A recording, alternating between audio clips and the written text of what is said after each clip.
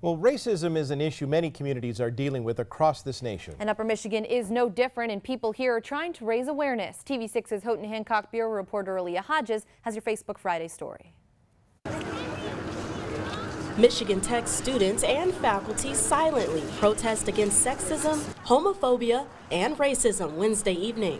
Racism is one of those uncomfortable topics that many people don't like to discuss, yet it's still prevalent today. Prejudice and discrimination plus power. And so really the power is the important part of that. The majority of diversity in the UP is typically found at colleges and universities. At Michigan Tech, 6% of the student body is American-born minorities, and 17% are international students.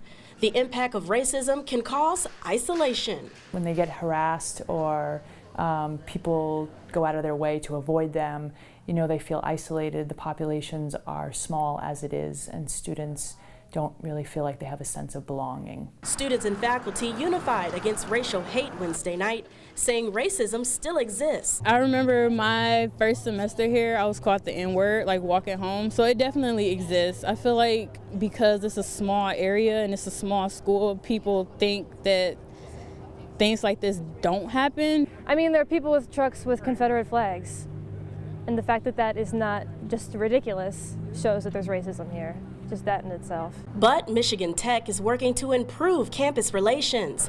The university's Center for Diversity and Inclusion department is educating staff by hosting cultural competency workshops. This talks about social identity, culture, diversity, oppression, privilege, and how to be an ally. I have professors who bring up discussions about race. There are people who want to have those discussions and who bring up discussions like that. The university and some students believe that more community outreach is needed, along with open dialogues to make racism a thing of the past. Aaliyah Hodges, TV6 News, Houghton.